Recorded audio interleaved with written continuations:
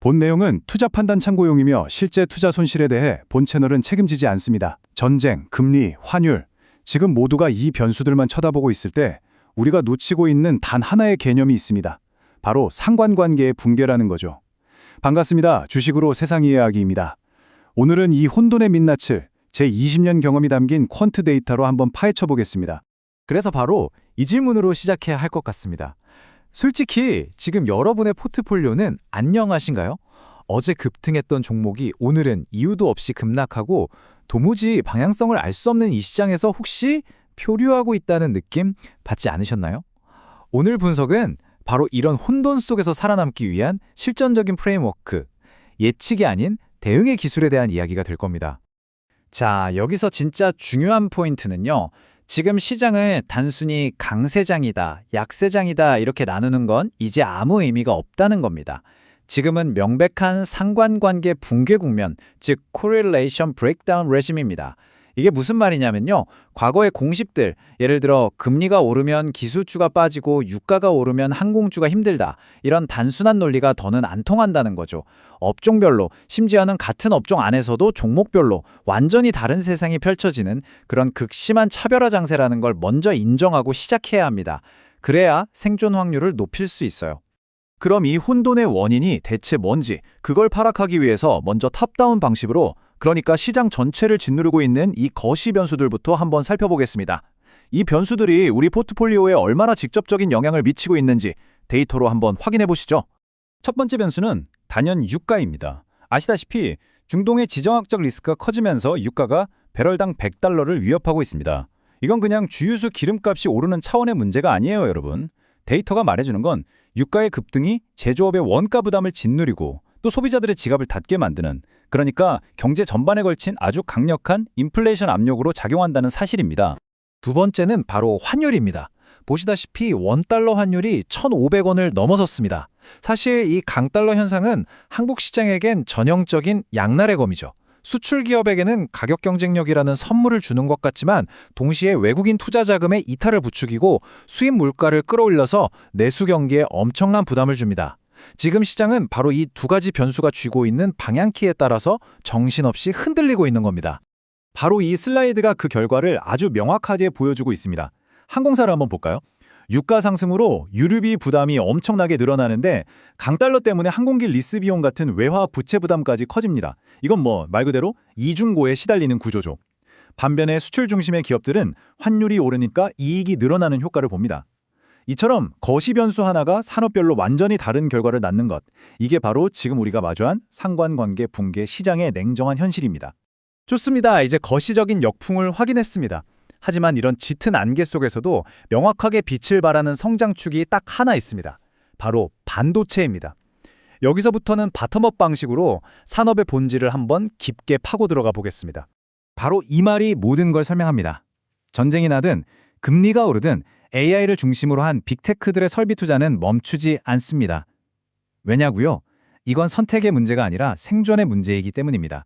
이 거대한 투자의 흐름이야말로 단기적인 시장의 잡음을 압도해버리는 가장 강력한 펀더멘털 동력인 거죠.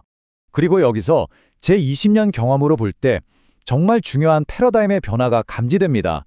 과거 메모리 반도체 사이클은요, 가격, 즉 프라이스의 등락에 의해 좌우됐습니다. 하지만 지금은 다릅니다. 가격 상승률은 좀 둔화될 수 있겠죠. 하지만 AI 서버와 온디바이스 AI의 폭발적인 수요 때문에 판매량, 즉 퀀터티 자체가 구조적으로 증가하는 국면으로 진입했다는 겁니다. P의 변동성보다 Q의 구조적 성장이 더 중요해진 시대라는 거죠. 이 타임라인을 한번 보시죠. 데이터가 말해주는 건 명확합니다. SK하이닉스, 마이크론, 삼성전자의 신규 공장이 본격적으로 가동되는 시점은 전부 내년 이후입니다. 다시 말해 적어도 향후 1년 동안은 공급이 수요를 따라가기 벅찬 아주 타이트한 수급 상황이 계속될 수밖에 없다는 뜻입니다. 공급에 대한 가시성이 이렇게 높다는 건 이 불확실성의 시대에 투자자에게는 엄청난 안정감을 주는 거죠. 그리고 또 하나의 결정적인 변화가 바로 이 장기 공급 계약 LTA입니다. 과거 반도체 기업들은 현물 가격 변동에 따라서 실적이 그야말로 널뛰기를 했습니다. 하지만 이제는 빅테크 고객사들과 LTA를 통해서 안정적인 물량과 가격을 확보하기 시작했어요. 이건 반도체 산업이 과거의 변동성 심한 사이클 산업에서 예측 가능한 성장 산업으로 체질 자체를 바꾸고 있다는 아주 중요한 신호입니다. 자, 반도체라는 굳건한 축을 확인했습니다. 하지만 시장에는 또 다른 뜨거운 플레이어들이 있죠. 바로 테마주입니다. 여기서 우리는 시장의 뜨거운 이야기와 차가운 숫자를 구분하는 훈련을 해야만 합니다. 이 차트 한번 보십시오. 에너지 안보에 대한 관심이 커지면서 원전 관련 건설주들의 주가가 연초 대비 수백 % 급등했습니다. 정말 엄청난 시장의 기대감과 자금이 이쪽으로 쏠리고 있다는 명백한 증거죠.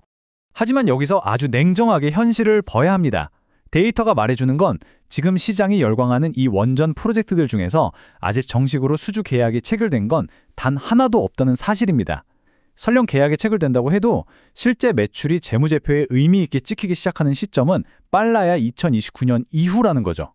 이것이 바로 시장의 서사, 즉 내러티브와 재무적 현실 사이의 괴리입니다. 구독자 여러분, 이 지점이 왜 여러분 포트폴리오에 중요할까요? 강력한 서사는 주가를 단기간에 끌어올릴 수 있습니다. 하지만 결국 주가를 장기적으로 지지하는 힘은 숫자로 증명되는 실적에서 나오거든요. 이 둘의 간격이 너무 벌어지면 아주 작은 충격에도 주가는 쉽게 무너질 수 있다는 걸 절대 잊으면 안 됩니다. 자, 지금까지 거시환경과 핵심 산업, 그리고 테마주의 현실까지 모두 점검했습니다. 이제 마지막 단계입니다. 이 모든 분석을 바탕으로 그래서 우리는 어떻게 실제 포트폴리오를 구성하고 대응해야 할지 구체적인 액션 플랜으로 넘어가겠습니다.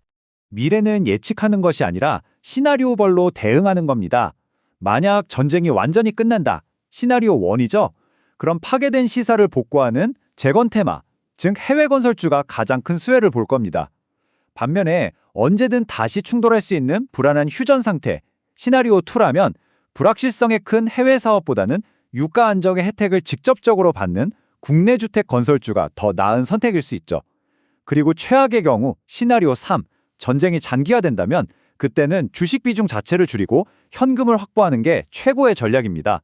좋습니다. 이제 모든 조각을 다 마쳤습니다. 이 복잡한 시장에서 살아남기 위한 최종 결론을 여러분의 포트폴리오에 직접 적용해 볼 시간입니다. 제 스탠스는 명확합니다. 구조적 성장에 확실한 반도체는 포트폴리오의 중심축으로 굳건히 유지합니다. 그리고 원전 같은 테마주는 서사에 휘둘리지 않고 실제 계약과 숫자를 확인하면서 극도로 선별적으로 접근합니다. 마지막으로 방금 말씀드린 세 가지 시나리오에 맞춰서 포트폴리오의 방어력을 조절할 준비를 항상 하고 있어야 한다는 거죠. 이제 여러분 차례입니다.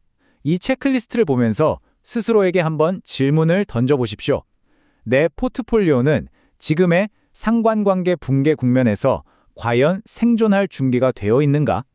혹시 모멘텀이라는 이름의 환상을 줬다가 가장 중요한 리스크 관리를 잊고 있지는 않은가? 하고 말이죠.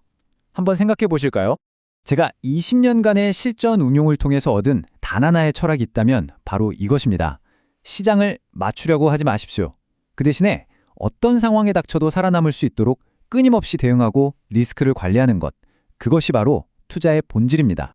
오늘 분석이 이 혼돈의 시장을 헤쳐나가는데 작은 등대가 되었기를 바랍니다. 이런 대응 전략을 놓치고 싶지 않으시다면 구독과 좋아요로 여러분의 생존 키트를 채워주십시오. 이상 주식으로 세상 이해하기였습니다.